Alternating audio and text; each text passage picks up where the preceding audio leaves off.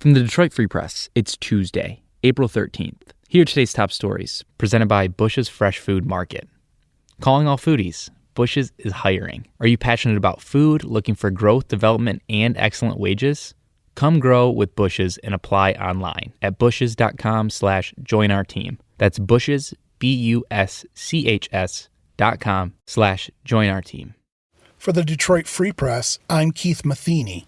The U.S. Air Force continues work to clean up potentially harmful, non-stick PFAS contamination emanating underground from the former Wurtsmith Air Force Base.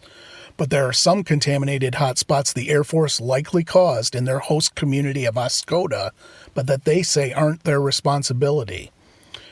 Wurtsmith firefighting crews assisted the community in putting out at least 2 major fires in the 1980s and 1990s, and used the same PFAS-containing fire foam they used on base.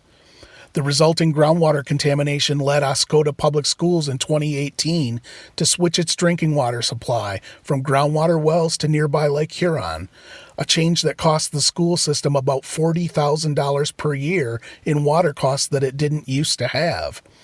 But Air Force officials say their firefighting assistance was requested by the Oscoda Fire Department, making the contamination and any necessary cleanup Oscoda's worry. Local officials are pushing back on that assertion and claim the Air Force needs to take responsibility for its actions that caused the pollution. I'm Paul Egan reporting for the Detroit Free Press. There may not be such a thing as a stupid question, but let's just say some questions are less smart than others. A case in point, Ted Nugent, the aging rocker with Michigan roots, known as the Motor City Madman, is a COVID-19 skeptic who says he doesn't fear the disease. If COVID-19 is such a big deal, why weren't we shut down for COVID 1 through 18? Nugent asked in an interview posted to his Facebook page. Of course, the virus that led to the current pandemic is not named as one of a series. It's known as COVID-19 because the first case of the virus was reported in 2019.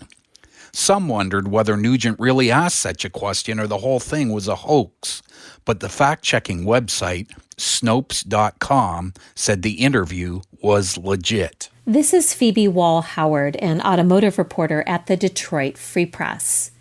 Christina Nicolaides paid Ford Motor Company $22,000 through her bank's autopay system, and now she's trying to figure out just what happened to the money.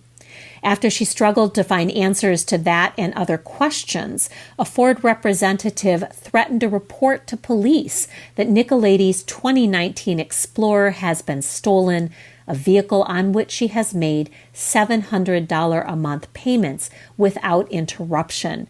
This is a nightmare, she told the Free Press.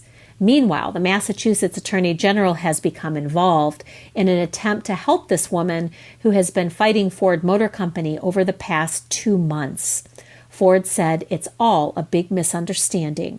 Go to freep.com for more detail. I'm Andrew Hammond for the Free Press Sports Department. The Wings delivered at the NHL's trade deadline. On Monday, the Red Wings traded Anthony Mantha to the Washington Capitals for forwards Richard Panik and Jakub Vrana. In addition to the players, the Wings picked up a first-round pick for 2021 and a second-rounder for the 2022 NHL Draft. Since April 9th, the Wings have picked up 5 draft picks as a part of the rebuild for Wings GM Steve Yzerman. Yzerman talked to the media on Monday about some of the behind-the-scenes stuff that went behind putting these wheels into motion for Monday's trade.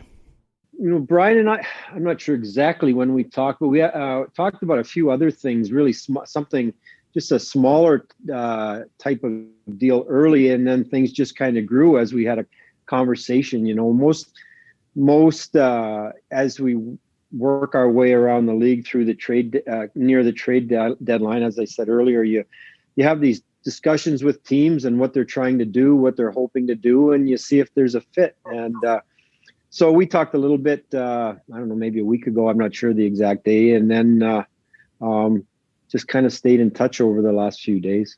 For more stories from the Detroit Free Press, be sure to check out freep.com. That's FREEP.com. If you're a fan and want to support our quality local journalism, subscribe. Go to freep.com/special.